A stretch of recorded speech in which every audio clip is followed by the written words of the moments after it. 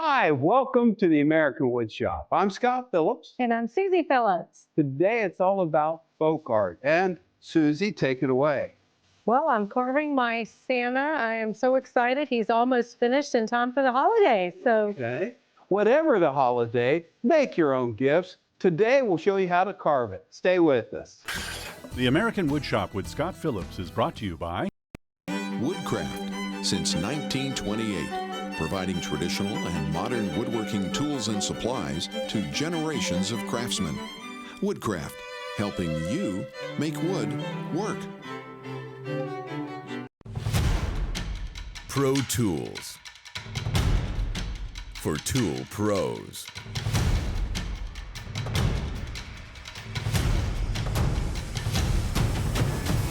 Rikon Tools. Woodcraft Magazine. Projects, plans, and web links designed to help you make wood work. P.S. Wood, home of Timberwolf Swedish silicon steel bandsaw blades and super sharp scroll saw blades. A bed to sleep on. A table to share meals. A house that feels like a home. The Furniture Bank of Central Ohio, providing furniture to neighbors in need.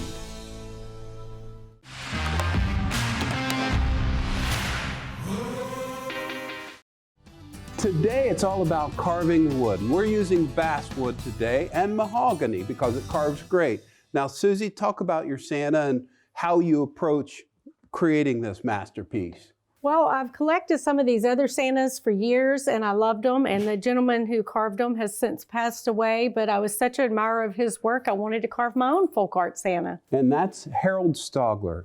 And get the inspiration wherever you can. Jim Foster, Raymond Kidman, wonderful carvers, changes how you approach your work forever. Be sure to check those out online. So Suzy's going to get into the details on how she does that. I love all your trees too. Yeah. More on using your bandsaws. But when it comes time to making folk art, you got to start someplace simple. And this is a simple pattern that is easy to do. We're going to make a bigger one to hang as a sign at the American Woodshop. Let's head over to the bandsaw. Two very important things in the wood shop. One is recycling wood, and I bought this at an auction for 10 bucks. It's the old mahogany, it's the good stuff. And so right in the middle is the swan, but left and right are work pieces that I can use for a table that I'm making down the road. 2 1/4 thick, old growth mahogany, beautiful stuff. I'm using a 1/4 inch blade and 1/16 per inch, universal blade on a bandsaw. If you're just going to use one, get a good steel blade. But the second most important thing is safety. Be sure to read, understand, and follow all the instructions that come with the tools and products you use. Work safely. These are safety glasses, hearing protection. Power is up, and I'll bring it up to speed.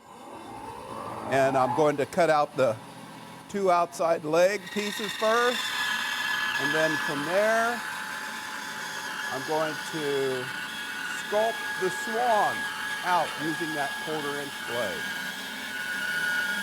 And once I get this cut out, it's outside to do some routing.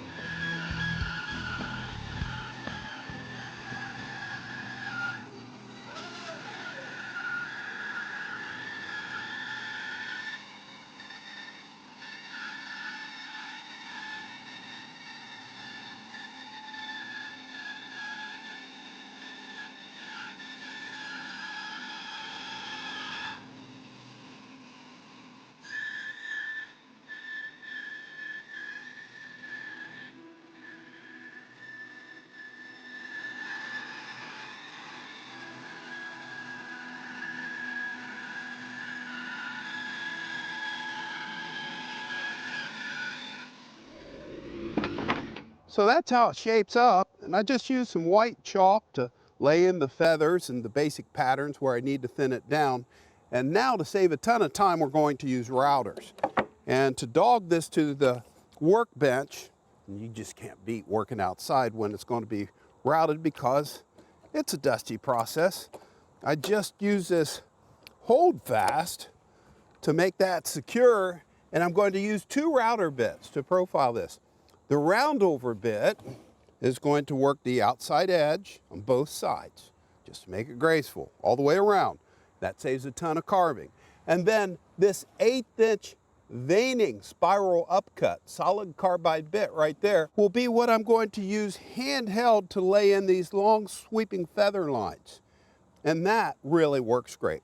So I'll get all my safety gear on and I'll make those cuts.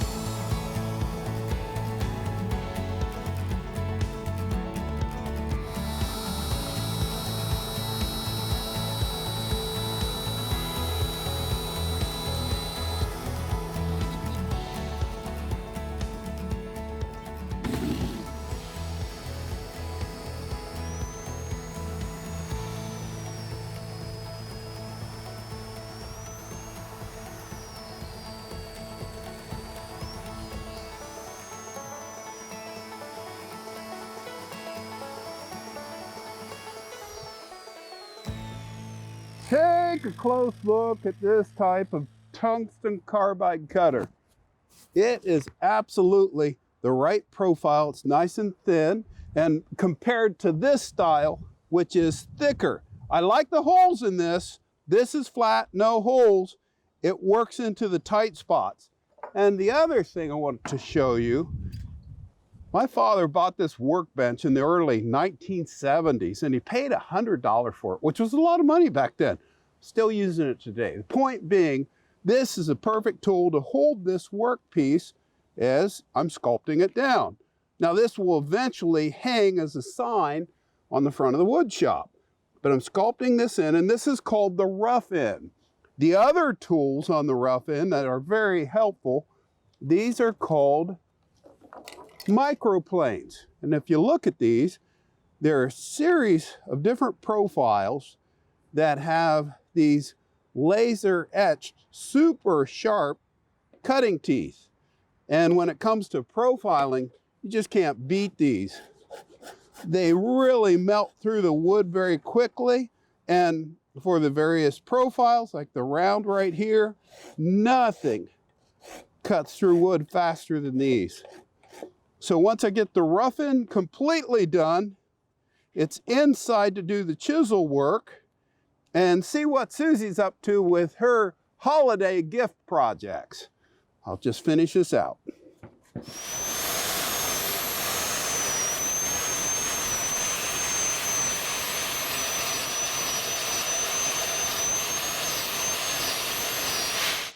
Carving is so much fun, and it's easy to do. And what we're trying to do is give you the high spots. It just is very relaxing. It helps if you have a go-by pattern, and I'll carve this and do the details, and that's what Suzy's getting into now. Right. Okay, so on this glue up, describe what we did with the arms here to the blank that you carved out. Well, we just put a square blank in here for the arms because they're going to come out to hold the sign. Makes it easier for carving, because if you did a solid piece of wood, you'd be wasting a lot of good wood. Okay, so the grain's running this way on the arms, and I'm just using a Japanese style razor saw, a crosscut saw, to take that end right off, cuts on the pull stroke. Perfect. Yes, and then the other thing that's real handy is to have a good bench that gives you the ability to, let's move that over just a hair so I have some room to work, to hold things as you carve it. You bet. Yeah. Need a little bit more pressure. Right there you go. So run us through the paces of what you Well, use. it's just got to knock off the corners now to start profiling the hand and the sleeve that's coming out here. So I will just use my mallet and the carving chisel and just slowly take off that end a little bit at a time, because it's wide here. I don't want to take off too much. And then I'll use a series of carving knives to work off the rest and really profile it. And everybody has a different way of sharpening, but a leather strop is the way to go, a flat one. And I use this blue compound that's an abrasive clay-like material. And when it comes time to sharpen knives, what I do is I lay the whole flat of the blade down, roll it up until it's right on that bevel, and you can really hone that edge. You just don't let it get dull. And if you keep honing it on the leather strop, you'll never really need to take it to a hard stone. You don't want to abuse that edge, and that's good to go. Sharp. It is. Thank you. You bet. 'Cause I'll use that next. So the other thing that we cut out at the bandsaw earlier, let me show you this. I'll peel this back. Peace on earth. And this is the sign with the peace doves. And the way this was made, I took this to a bandsaw with a scrolling blade. And that blade is 1/8 of an inch with 14 teeth per inch, silicone steel. And so once that cut is made on the outside of the template line with the bandsaw, I can scroll out the doves left and right. And then I use a Dremel tool to profile the doves. I want it to be rough. I want it to look hand chiseled, as it were. And then I can take that inside. Suzy painted these doves, and I stenciled out Peace on Earth with a good pencil that she'll burn later on. But this will be held by Santa. So let's keep working on that. All right, sounds Okay. good. And that's how we do it. All right. So I'm knocking off the edge of the fourth corner, and then I'm going to use a series of knives to knock off the rest, because I want to take a little bit at a time. And as you can see, this took quite a bit, and I'll take just a little bit more off right on this front one. And then it's time to use the carving knives and really detail the hands and the sleeve. So I can unclamp this and make sure your knives are sharp, as Scott just showed you. And get on my protective glove anytime I'm carving and sitting there with my hand. Try not to carve towards my hand, but occasionally it will happen. Absolutely. You see that Right. leather? Well, Yeah. these are Kevlar. So Yeah. these are a great thing. If you do a lot of carving, you should have Right. yourself Kevlar. But yeah, as you can see, it has protected me. So, so then I'm just going to hold it. Yeah, if you can move that for me. There you go. And brace it. And then the grain's going this way, so it should go off pretty easily. And then you can just go in there in this basswood, and when you have a good sharp knife, it just really takes the wood off quite easily. And you can just see, it's kind of bulky to hold this, but You goes should off. work that down. Yep, just continue to work the edges. And this is not a fast process, but it's No, not at all. really enjoyable. It's a great way to spend time in the shop with the ones you love and make your own presents. Now, while she's Absolutely. working that round, we're going to do a quick bandsaw workshop on cutting out trees. Yeah. Set designer Suzy has said, we need a bunch of trees. And so this is scrap wood. She's laid out the patterns for me. I'm just using a 1/4 inch blade, 6 teeth per inch, and that's key go-to blade on virtually all bandsaws as long as it's got good steel in it, silicone steel. So I'll turn this on and make the cuts. Make sure the column's locked. That's a common mistake people make. Dust collection on, let's make those cuts.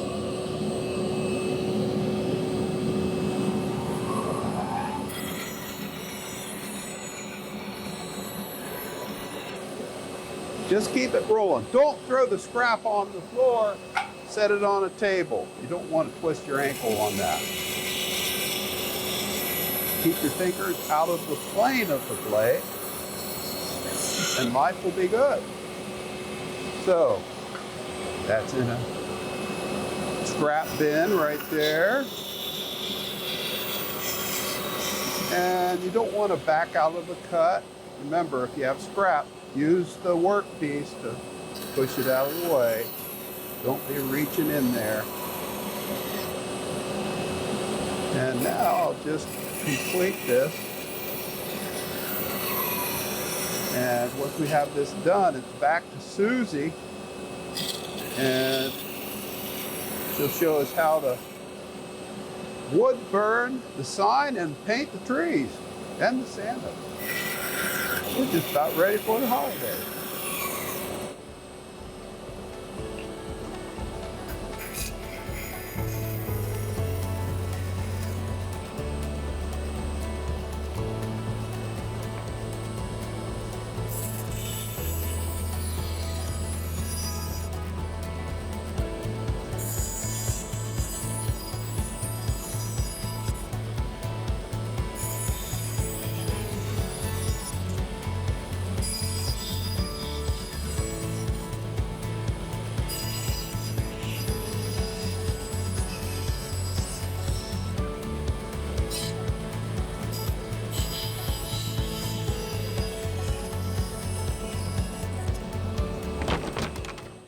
So here we are, surrounded by Suzy's forest. It wouldn't be the holidays without the trees. That's right. Evergreen, the sign of everlasting life, right? Yes. Okay, so now what you're doing is working on finishing off the Santa. Got the Santa finished carved, and the sign fits perfectly. Thank you. You're welcome. That little microplane right there fit. Oh, it's perfect for profiling Right that there. right there. Okay. That is awesome. So it's just left to do the wood burning, and then we'll do some linseed oil on my Santa, and then I'll start painting him. Okay, And he'll and be done. why the linseed oil first on the Santa? Well, it helps keep it seals it and helps keep the paint from soaking in. Why Okay. waste a lot of paint? Right, exactly. Okay, so the wood burning, when are you going to get to that? In just a second. I'm ready if you are. Just got to get her plugged in. Boy, it's going to be a shame to paint this. That's looking so good. You did a I great know, job carving that. I love it. Okay, I'll keep brushing this out. Remember, work in a well-ventilated place. And linseed oil, you do not want on rags. It can spontaneously combust, so get rid of those rags safely and clean up the brushes quickly. So, what tips do you have on wood burning? When doing wood burning, I like to have my pattern drawn, and then you just take your time, especially around the curves. You can just move it around, and you can just place it in the wood and go. And the thing I like about wood burning is if you stop, then you can just start a little bit over what you did and then keep going, and it makes a really smooth transition.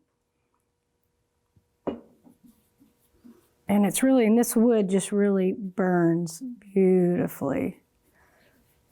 Cherry burns very well.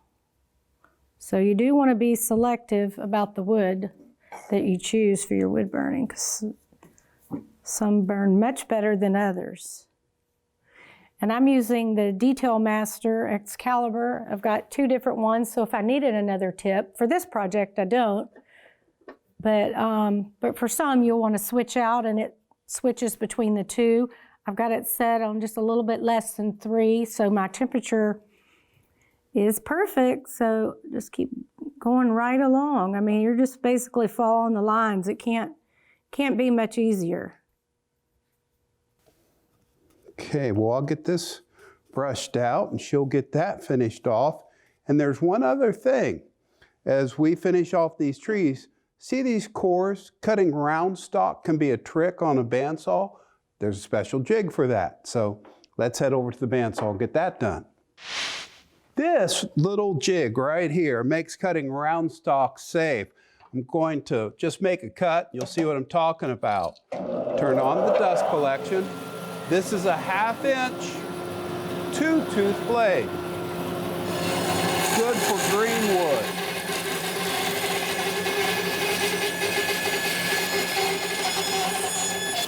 Now I'm all the way through. I'll turn it off. And the cool thing about this saw is it has a brake, so I can back out of that cut. That gets a perfect cut on round stock every time. I can release this clamp, bring the log up in this V groove right here. That's what stops the stock from rolling. I want to cut this a little bit thinner because this is going to be the base to the tree. That's good right there. Make this cut.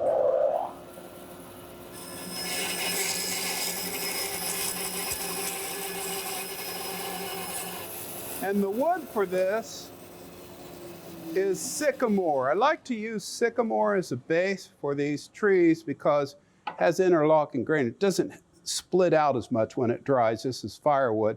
And I like the variety in the bark. You do want it on dust collection. This is nasty dust to breathe. So that's a real handy jig, and this hold down really helps a lot. But the key to this jig working is this V pattern that you just tilt the table on the bandsaw to 45, cut a 2x4, and use a scrap, and that holds your stock. Now let's go finish the tree. So, once the round is cut into the base of the tree, what do you think, Voila. Suzy? I love it. And we just reused old firewood. That is awesome. Can't beat it. Yeah. Okay, now I'm going to finish painting the tree. All right, and well, on to Santa. the piece on earth is wood burned and painted, so that is finished. And now it's time to start painting my Santa, and lots of decisions. I'm like nervous to paint him. But I think I'm gonna go with kind of some bluish, a little bit blue-gray, but really off-white on it. And I'm gonna start with his beard first.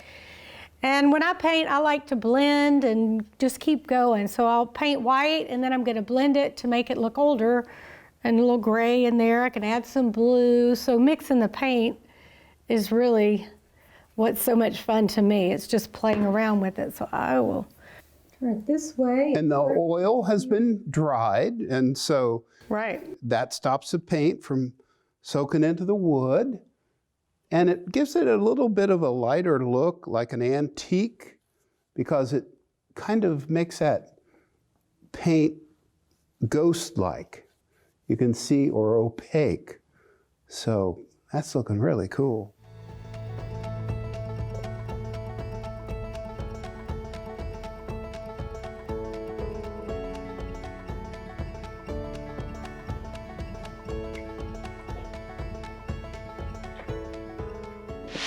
What's the finishing touch now, Suzy? Just a little bit on his hand right here. I've got the other one done.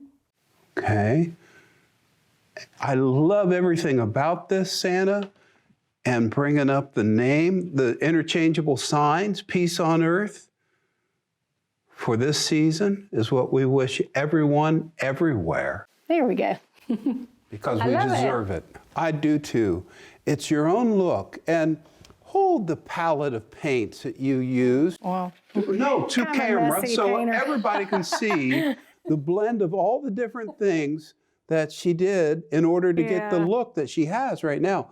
And the cool thing about a lot of paint. this Santa to me is that he looks like he's got a great giving spirit. And when I'm surrounded by this during the holidays, it's going to put me in the right mood. So thank you. The efforts. thank you. Pay You helped a off. lot. Okay, so as a carver, tell everyone why they should try it. Well, it's fun, and you create your own unique Santa. I mean, you can see how different mine is from Harold's, and everyone's is going to be different. And it's just very rewarding. Truly it is. So, carve and take lessons and rub elbows with buddies that carve. Join a wood carving club. It's so easy to do, and I mean to tell you, I wouldn't take $1 million for that. And I mean that. That is priceless Well, to good. me. Merry Christmas. Happy holidays. Now, how do I match that? Okay, well, thank you, Suzy. You're welcome. I absolutely love it. Now, on to next week. You have great carving tips, so get to it. Next week, it's a storage ottoman. That's great in the game rooms and the sports centers all over the place. Great place to store things, and we'll use dominoes for that. So join us then. Thanks for joining us today. See you next week. See ya. Absolutely Ho, ho, ho. outstanding. I love everything about that. Thank you. Woodcraft since 1928, providing traditional and modern woodworking tools and supplies to generations of craftsmen. Woodcraft, helping you make wood work. Pro Tools. For tool pros.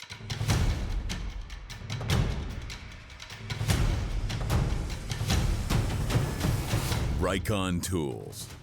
Woodcraft Magazine. Projects, plans, and web links designed to help you make wood work. PS Wood, home of Timberwolf Swedish silicon steel bandsaw blades and super sharp scroll saw blades. A bed to sleep on. A table to share meals. A house that feels like a home. The Furniture Bank of Central Ohio, providing furniture to neighbors in need.